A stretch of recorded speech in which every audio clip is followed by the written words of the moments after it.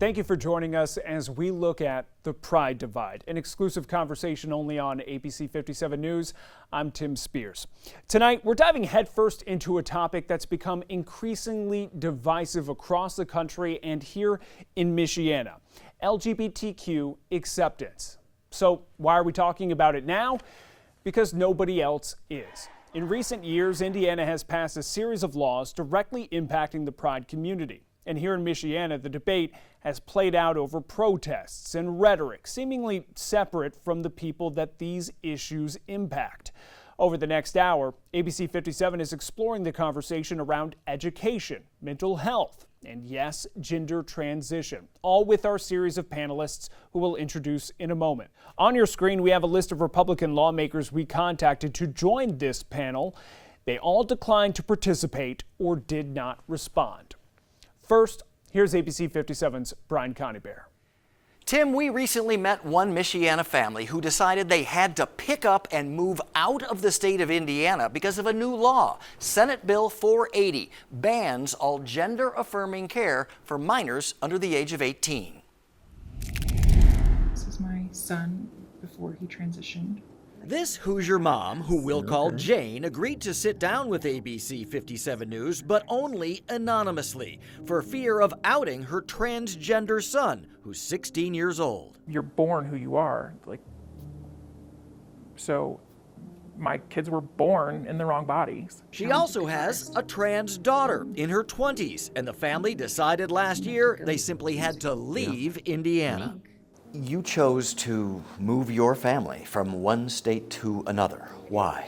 We moved to Michigan because Michigan is a state that's much more affirming. Senate Bill 480 was approved in 2023 and after a legal battle just took effect in March, banning doctors from helping minors go through sex change treatments, exactly what Jane's teenage son is doing. They can't get their testosterone or their estrogen or their puberty blockers or any of those things anymore. In fact, the doctors can't even recommend other doctors for the children to go see. So we had to, find those medical professionals on our own.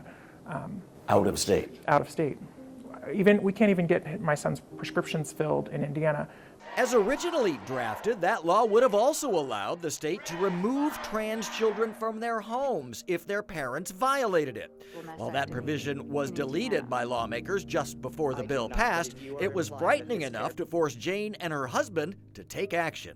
I needed to protect my child, needed to protect my family from having our child removed from us. So we immediately started looking for to move out of state. That was the home where our kids grew up, and so now we've had to, abandon that home, that life that we had, to be able to protect our family. Because of a law passed in Indiana. Because of a law passed in Indiana. Jane shared these family photos over the years and says there were early signs two of her kids were not comfortable with their sex assigned at birth, starting with their oldest. When she was about maybe 11 years old or so, she came to us and said, Mom, Dad, I think I'm a girl. And we told her, no, she wasn't. That was just, middle school is hard. You're experiencing hard things and weird feelings and things like that. And so we didn't think about it again until about 4 years ago when our then 12-year-old son came to us and said, Mom, Dad, I know I was born a girl, but I'm pretty sure I'm a boy. And so we became, quickly very supportive and very encouraging. But for the first one, you weren't quite as accepting Correct. Right away. Yeah, not at all. And part of that is just, that was 15, 16 years ago, so I don't feel like we understood what was happening. As parents, we had no choice but to accept what our kids came to us and told us, that they were trans, because we would rather have a trans child than be bearing a dead child. You were concerned about suicide. Absolutely. What would you say to a family that said, I can't live in Indiana anymore. It's not good for my trans child. I'm moving to Michigan or Illinois. Well, I would say, first of all, my heart goes out to you and my heart goes out to your child, because your child is obviously gender confused. And first of all, they need help understanding that they can never be the opposite sex.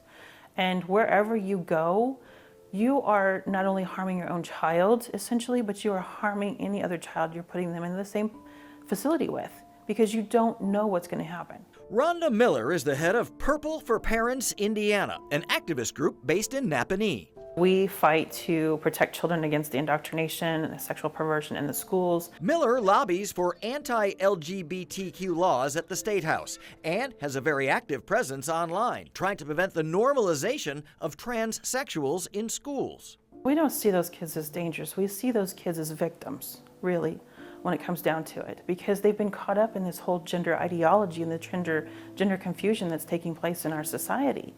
And parents are scared. They're getting caught up in being told that if you don't transition your child's going to commit suicide. Miller says she even pulled her own son out of public school because of her concerns. You have some of these sex ed programs that are supposed to be abstinence-based because we are an abstinent state, but it says they have to touch on abstinence. It's not required abstinence only. And so they're grooming children for all kinds of sex acts. You have to remove all sex ed programs from the schools, because the schools should be teaching academics. Leave sex education up to the parents.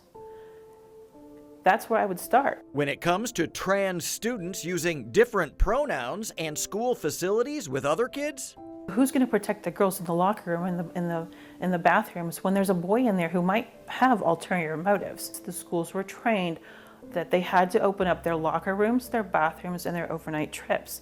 They had to change the pronouns. The children decided they wanted to be called something else because they had been encouraged and advocated for. They had to use the pronoun usage, and they didn't have to tell the parents. What they're saying really is, I don't want to show that I value or respect you as a person, so I'm not going to use your chosen pronouns. And for Jane, she says her 2 children are much happier now after transitioning to the opposite sex, and hopes everyone can become more accepting of people who happen to be different. It's sad that people can't just leave trans kids alone. People are always scared of what they don't know. But meeting families and seeing that we're all just normal people trying to have our lives and not have our lives disrupted and uprooted so that our child can feel safe and loved. And we're now joined by our group of panelists, H.R. Jung with the LGBTQ Center here in South Bend, Chris Daley with the ACLU, Zoe O'Haley-Byrne of Indiana Youth Group, and Nathiel Clawson, the parent of a transgender child. Thank you all for joining us. First off, did anyone have any first reactions to that piece? So many. I think one of the big things that people conflate so often, and I saw it happening with the lady from Purple for Parents, is there is a difference between sex and gender. By definition, both medically and linguistically, and gender is something that is a societal construct, and I think that's something that so many people need to know from the jump when we have this conversation. Gender and sex are not the same thing, and they never have been. After that, Nathiel, you have a transgender child. Mm-hmm. Have you ever considered moving out of the state like this family did? We have considered moving out of the state, but we are part of the lawsuit over SB 480. And if we leave, we don't get to be part of that lawsuit. And it's very important to my family to stand up for all of the families who can't. Families who also didn't even feel comfortable showing their face. And I want to ask you, HR, we'll get to the legislation that they mentioned in a moment, but how would you describe just the overall environment for the Pride community in Indiana? There's a lot of fear.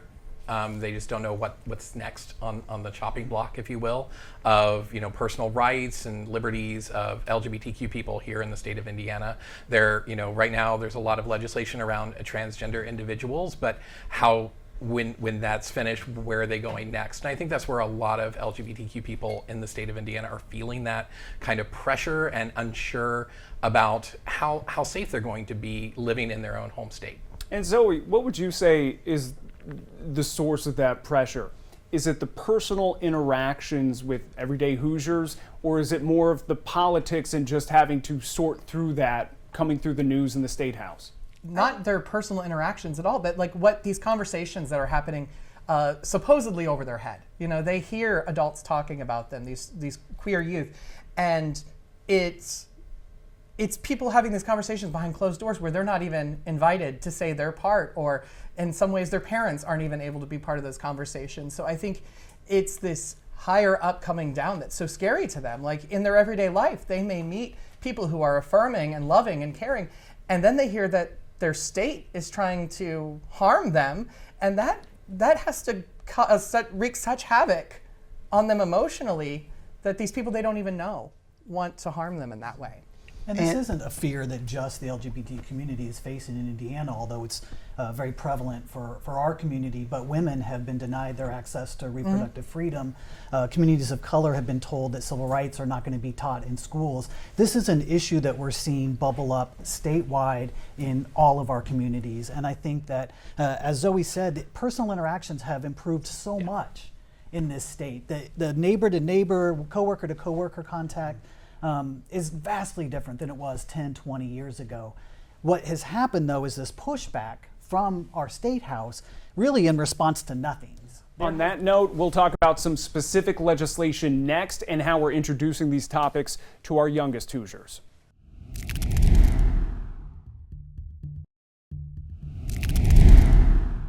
Welcome back for our panel discussion on the Pride Divide. And I want to continue by talking about the way we bring up these subjects with our youngest Hoosiers. House Bill 1447 prohibits literature in schools that's harmful to minors, according to the law, including sexual material. Librarians violating the law could even face a felony. Critics say this targets books by or about LGBTQ people and marginalized groups. But we often hear advocates, like we heard before the break, using the word indoctrination or grooming. Chris Daley, the ACLU, has spoken out against these book bans. Why shouldn't communities police themselves about the literature their kids have access to? Which parts of the community and who are they policing?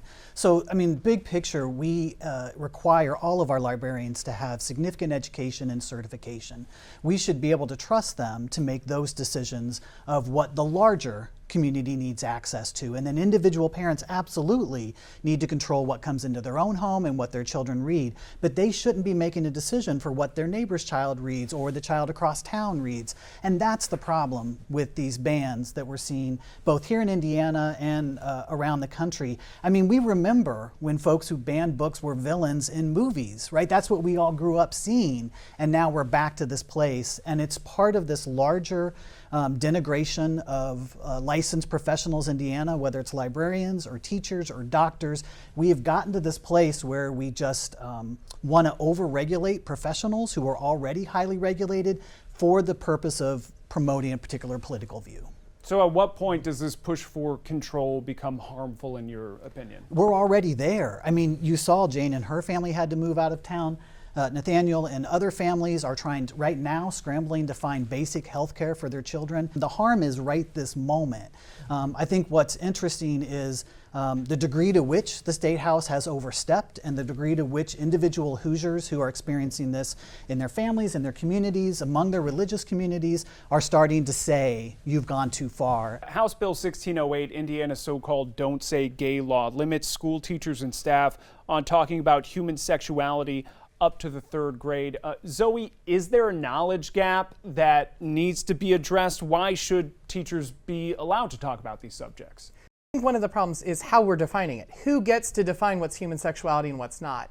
We mentioned with the book bans, it's even mentioning queer people is suddenly somehow sexual.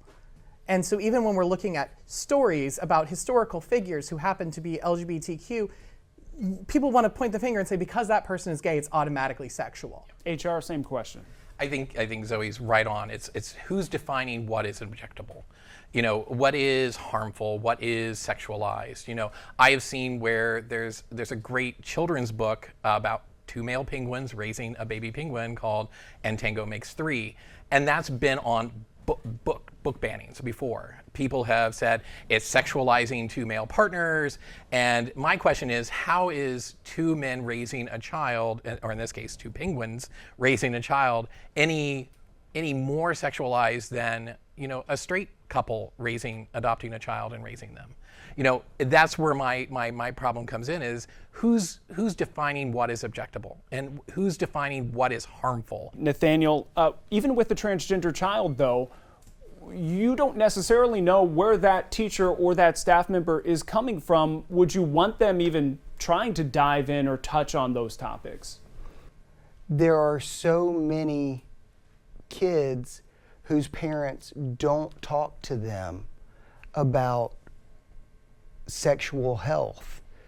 And really, I think that is one of the reasons that it needs to be brought into schools, because there are certain things that are undeniable that kids need to learn. All right, we're going to leave things there. Up next, a mother who lost her son to a hate crime, and our panel discusses the mental health side of the Pride divide.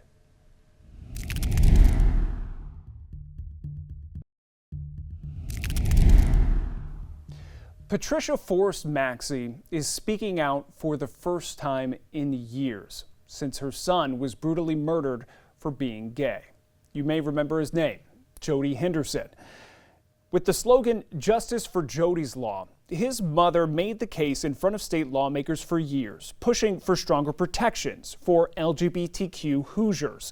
But to her disappointment, it seemingly fell on deaf ears. ABC 57's Julianne Grahowski sat down with Patricia for her take on Indiana's Pride divide.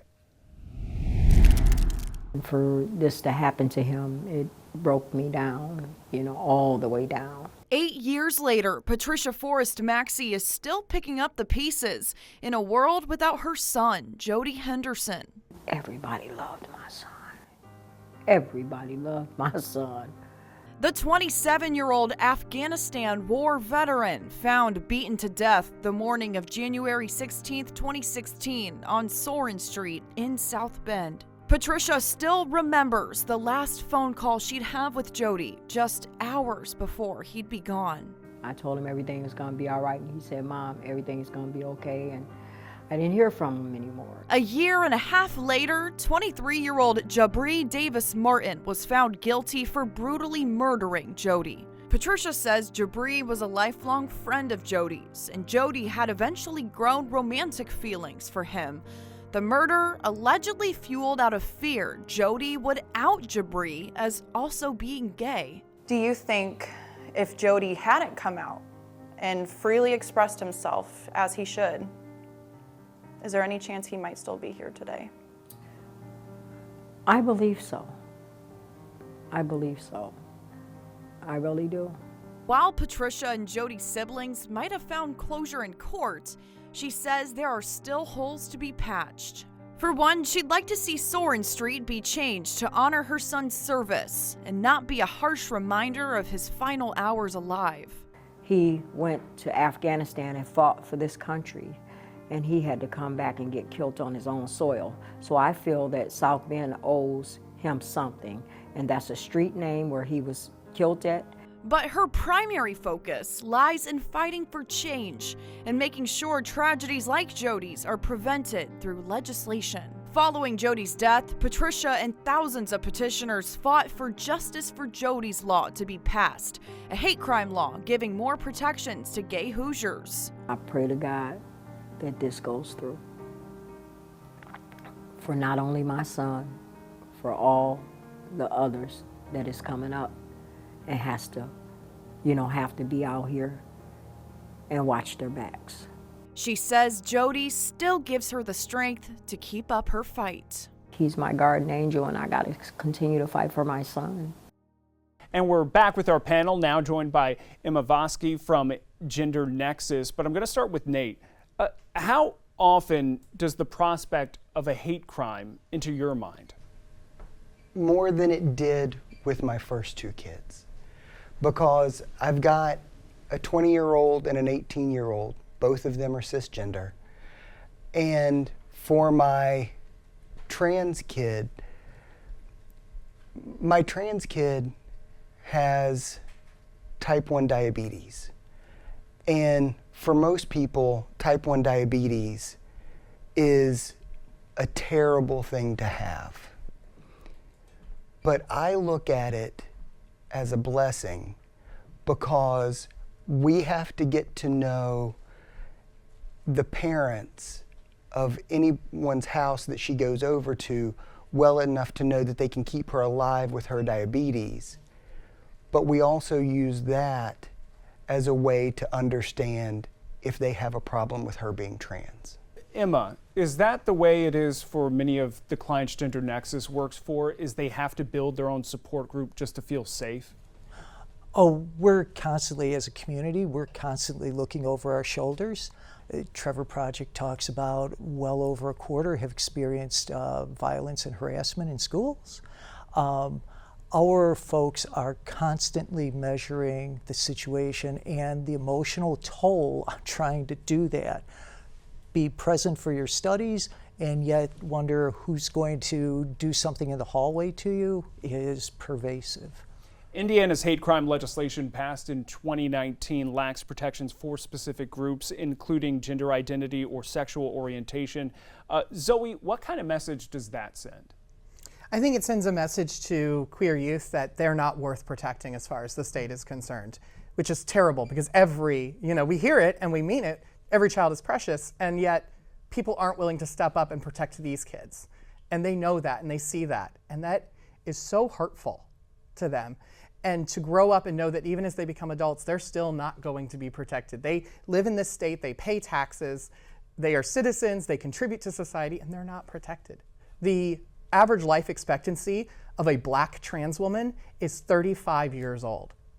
So for our clients, if they age out of our young adult program at age 24, if they were a Black trans woman, they know that they maybe only have 11 years left. And this state is doing nothing to step up and make sure that they're protected for who they are. And Emma, what are the unique mental health challenges that the Pride community faces? Think about if you're living your life continually under attack, it then increases rates of depression, anxiety, suicidality increases, and all of it, in addition to the stats showing that, it's only common sense. If somebody is continually saying that there is something wrong with you, that you should be ashamed of who you are, that's going to have an impact on you. It is going to hurt, and we watch our kids being hurt consistently. All right, and we're going to dive more into the mental health side of the Pride divide next.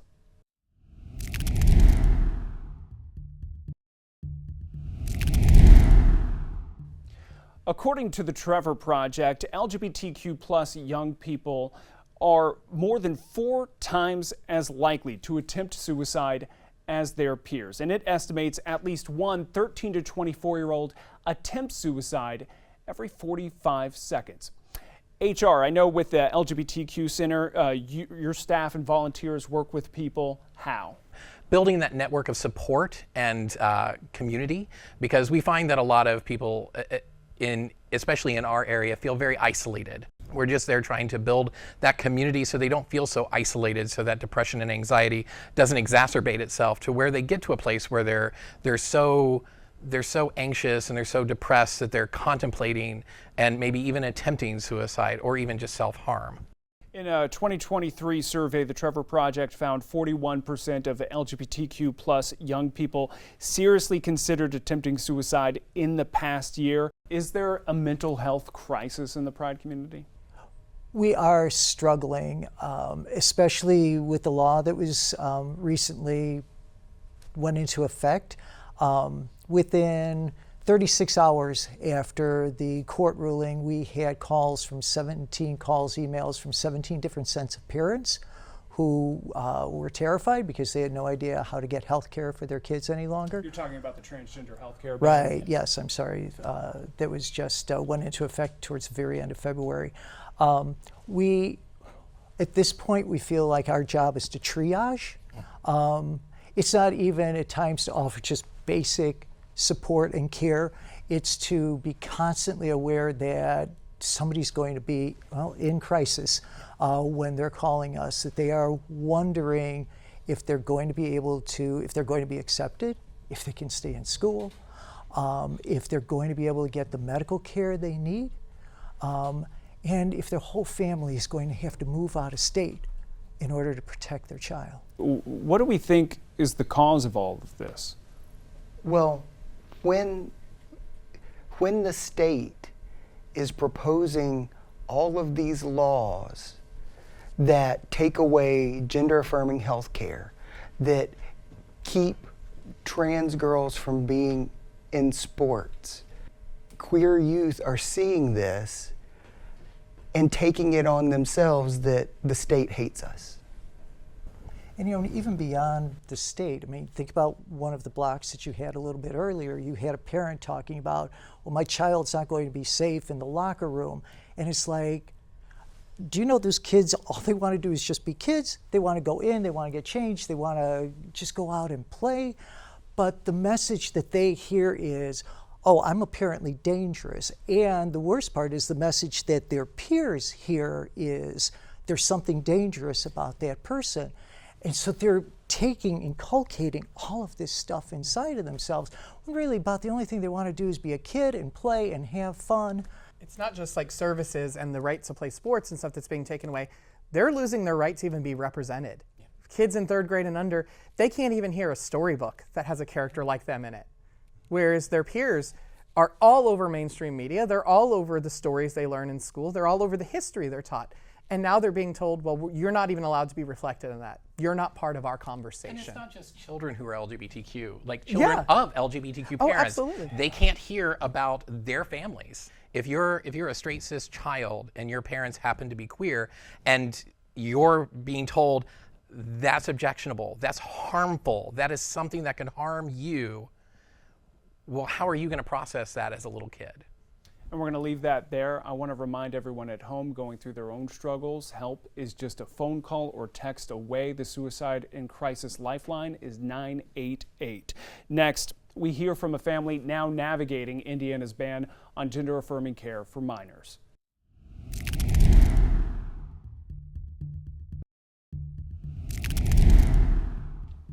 Now, gender-affirming care for minors. And what do we mean when we say that? Well, according to the guidelines from the Endocrine Society, one of the leading institutions on the topic, when a child or teenager starts showing signs that their gender identity does not match their sex at birth, the first step is mental health support. Then changes can be as simple as hairstyle or clothing. For adolescents entering puberty, only puberty-delaying medications, which are generally reversible, are recommended. Older adolescents with their parents or guardians after a period of time may start hormone therapy. It's partially irreversible, but will help them experience puberty in a way that matches their gender identity. Then guidelines suggest waiting until an individual has become an adult to undergo gender-affirming genital surgery. Indiana's ban on gender-affirming care for minors went into effect this year. One of the people navigating this ban now is Flower. Really been interested in gardening and reading about gardening. This is Flower Nichols. I like taking care of something and watching it grow because you took care of it. She's been reading up on gardening. They only grow leaves. Between the Girl Scout meets, swim club, and being a big sister. Flower is a ball of joy. At least once every 2 weeks, she tells me this is the best day of her life. Jenny Lynn Nichols is Flower's mother, a Hoosier native. I had this whole plan on how this was going to go, and I was going to wait until we had the perfect jobs, and we had the house, and we had all of the things, because this was going to go a certain way. And then we had Flower. But Flower was born Peyton, a boy, or at least they thought. How did you find out? Flower didn't come out. Flower was loud about what was going on with her literally from birth, and it took us 4 years to figure it out and take it seriously. Before becoming the happy young girl excited to read about gardening, she was a preschooler, upset, depressed, at 4 years old, not understanding why she wasn't allowed in the girls' line at school. I asked them just outright, why can't I be in this line? Why can't I do this? And since it was a church that I went to for preschool, they were like, because God made you a boy. And I came home and I curled up in my mom's lap and I was like, how do I get God to change his mind? How did that feel?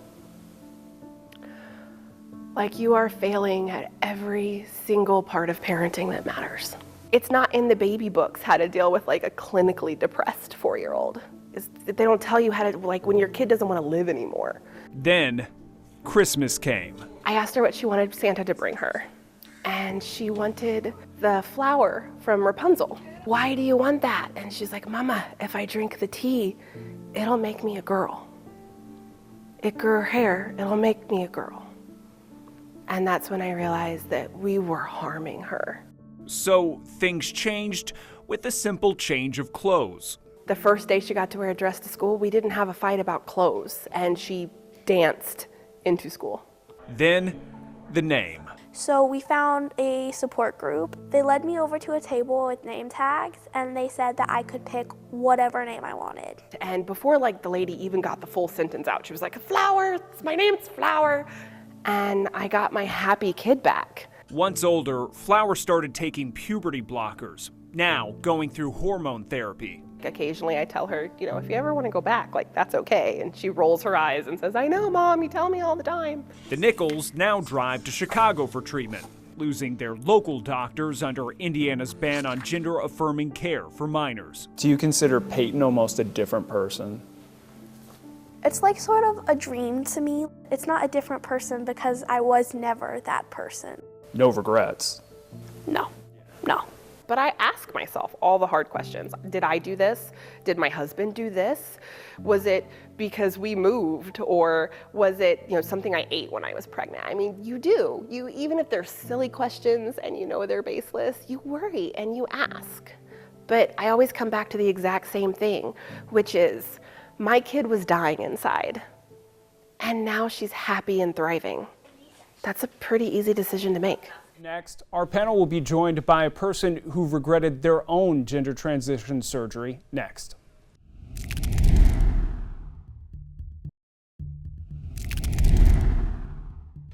Welcome back. We're now talking about Indiana's ban on gender-affirming care for minors. And we're joined now by Corinna Cohn, who's from Indianapolis and wrote an opinion piece in the Washington Post about regretting your sex reassignment surgery at the age of 19.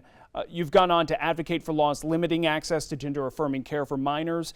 But I'm wondering, do you think if you had access to puberty blockers at a young age, do you think that would have been a safe alternative? Well, thank you for asking, Tim. Puberty blockers are not safe, so they're not a safe alternative for anybody. What would have happened if I had started puberty blockers when I was at a younger age is that, for sure, I already went down the medicalized pathway, but we already know that any young person who starts puberty blockers, there's constructively no such thing as time to wait to figure things out. Nearly every child who starts puberty blockers goes down the medicalized pathway to cross-sex hormones and surgery. It's the number of that don't are minuscule. Major national medical associations in the U.S. have argued that gender-affirming care, even for minors, is safe, effective, beneficial, medically necessary. Why take your personal experience and expand it to the country? Well, fair question, but why take the perspective of medical associations, whose jobs, after all, are to represent the membership of the doctors who are doing these to kids? Instead of trusting my experience, or instead of trusting the point of view of medical associations who make these claims, what we should instead do is refer to evidence. And there have been a number of systematic medical reviews on the efficacy of cross-sex medicalization for children. And there's just not any strong evidence that this is helpful for children. Well, Nathiel, when your child, it was time for them to transition, what made you feel confident, and how has that been for you? We did a lot of reading. We did a lot of educating ourselves. And when my 3-year-old, who has always been the life of the party, danced around, things like that, she started to withdraw at the age of 3. I don't know if anyone has ever seen like a depressed 3-year-old, But that's what we were seeing. And we bought her a pair of frozen Elsa and Anna shoes. And she slept in them. And that was what we understood. We started to understand, and we let her socially transition at about 3.5.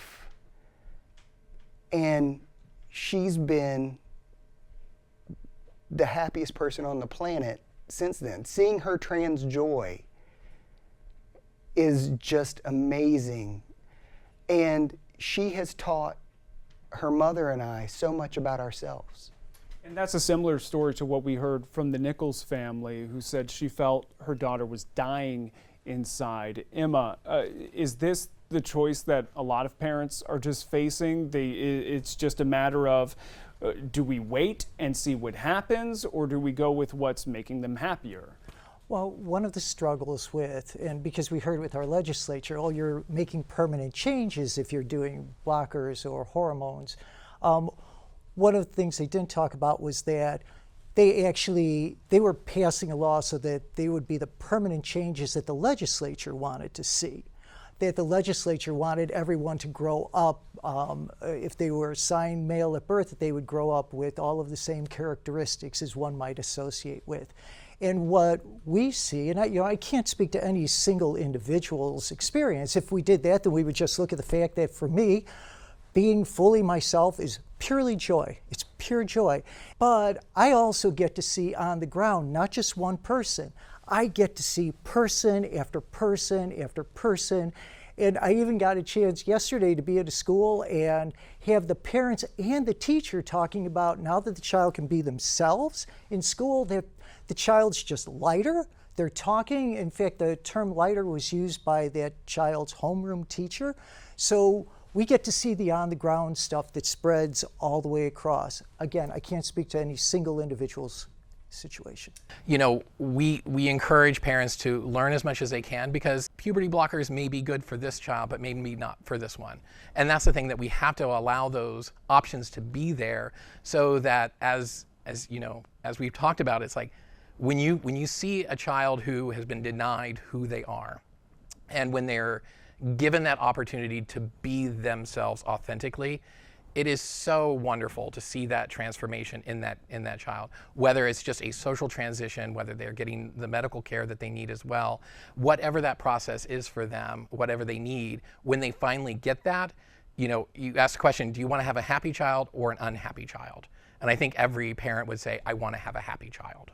And the biggest challenge is any number of our legislators had not read the research. And that's understandable. They are looking at 1,000 bills a year on a whole variety of issues.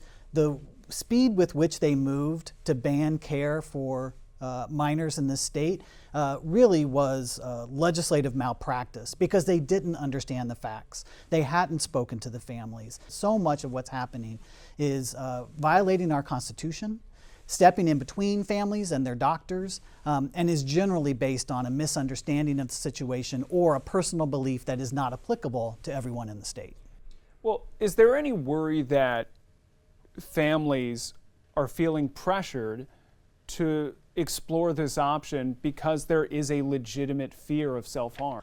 Well, I think whenever there is a concern about self-harm, you should be exploring what the options are, what the underlying cause is, what possible remedies might exist, what could help somebody be themselves. And so responding to caring for your child and when they're in a difficult space is just a given. Would you explore all the options medically? It may be cancer. It may be some other disease. It may be something that's curable. Maybe it's something that's not. So how is it any different with our mental health? Mental health and medical health, they're the same. You know, so if your child is exhibiting depression and anxiety, you want to find out why that's happening. And if the reason is because they're experiencing gender dysphoria, or they feel like they're not in the body that they're supposed to be in, wouldn't you want to address that? We are not certainly hearing that families are being pressured, but even if they were, the solution is not to take away this basic health care for these kids. It is to do public education, right? It is to make sure there's appropriate training for these doctors who are well trained, who are specialists in this area. Corinna, I see you reacting. Yeah, I have some comments. One is, I understand, Nathan, obviously you want your child to be healthy and happy and safe. But what I understand is that you started socially transitioning him when he was a toddler. And so from my point of view, unfortunately, he hasn't had the opportunity to grow up and experience puberty, where a lot of changes do happen to your body and to your mind. It's a critical period of development. And so that's not going to be something for your son that he's going to be able to experience to figure out whether or not transition, these permanent medical changes, are actually something that would be tolerable for him. But I completely object to you calling my daughter my son, and please stop. Does your child understand that sex change is impossible? And I can tell you from personal experience, I know that it's not possible. There's a wall that you hit, and you can't actually fully change your sex. You can only change the appearance of it. Hey, I will tell you, I know being introduced to so many trans individuals since my daughter told us who she is, seeing their trans joy makes me so happy for what my daughter has to look forward to.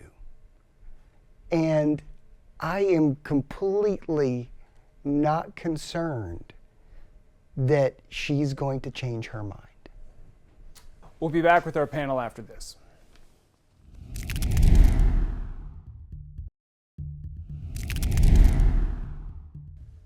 Welcome back to the Pride Divide. Before we go, final thoughts from our panelists, and we'll start with Corinna.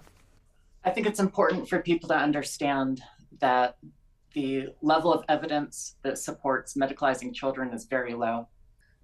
There's not informed consent, and I'm afraid that we're raising an entire generation of children who are going to wonder why this has happened to them. Well, I would say regardless of what the state legislature or other entities would peddle as evidence or lack of evidence, when we on the ground are looking at youth and families who are experiencing trans joy, queer joy, whatever that is, the state legislature can push back, and individuals who have their own agendas can push back. But when we see the evidence of the youth that we see and the people we interact with every day, you know, it means that we're doing the right things. It is a beautifully complex, nuanced universe with multiple shades and colors, and there is joy in that creation. And why we just can't, you started by talking about acceptance and then you said divide. Why can't we just accept folks for who they are, see their common humanity, connect with their common humanity? And the reality is, those of us who are LGBTQ, we come from tough stock, and we are resilient, and that's the message that I want to have sit out there for the folks, regardless of age, who might be listening to us today. I would just say we've gotten to a place that doesn't feel like Indiana, right? That we're Hoosiers, we're folks who care about our neighbors, we care about our communities. The laws that are being passed certainly don't reflect the Hoosier values that I was raised with. And I think it's incumbent upon anyone watching who has this in their family or within their community, their religious community, their work community, to have difficult conversations with their elected officials. These are harms that are being caused by actions directly related to our elected officials, and that's where we need to solve the problem. We're only going to do that if folks get active and get involved and make sure they understand that the legislature has gone too far on many of these issues. I want my kids to know that I love them and that I listen to them. And if they know I love them and listen to them, I don't think any parent will ever go wrong, especially listening to their kids. And kids know who they are better than we know who they are as parents. And I trust my kids so much, and I love them, and I don't want them to not be here. No one can claim to know the experience of someone else, because even though we're part of similar communities like the Pride community, the trans community, the cis community, we don't live the same lives, we don't have the same experiences. And my heart hurts for anyone who has had a bad life experience. For anyone who's been harmed because their transition didn't do for them what they wanted it to, my heart goes out to them. But we can't deny people the right to their happiness, their chance to happiness, just because of our experiences not matching. So just because you don't understand how someone feels or your experience has been different, that's an opportunity to step back and choose to be kind instead of cruel. Because again, we're talking about youth and we're talking about our fellow humans. So what I urge everyone listening tonight is, when you're given the choice to choose cruelty or choose love and kindness, even if you don't understand, even if you don't agree, choose love and kindness, because we are all humans and we deserve the same things in life, and that is happiness and the right to be ourselves. I want to thank all of our panelists for joining us and all the viewers at home for joining us as well. There's more work to do for all of us at ABC 57 News. I'm Tim Spears.